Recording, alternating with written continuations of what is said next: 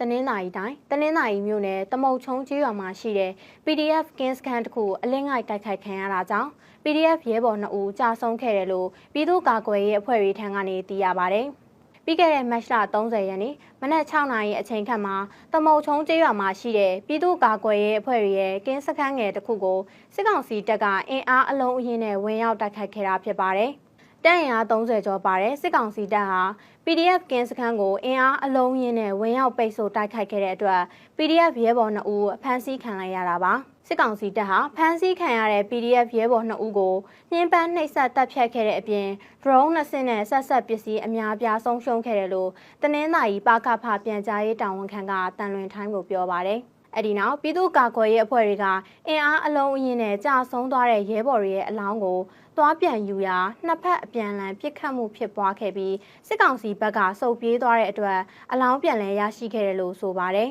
။ဒီနေ့မှာတော့စစ်ကောင်စီတပ်စစ်ကြောင်း2ချောင်းဟာတမုတ်ချုံကျေးရွာအနီးတစ်ဝိုက်မှာနေမြေရှင်းလင်းရေးတွေဆက်လက်လှုပ်ဆောင်နေပြီးစစ်ကြောင်းထိုးနေတယ်လို့ပြည်သူ့ကာကွယ်ရေးအဖွဲ့ရဲ့ပြောပြချက်အရသိရပါတယ်။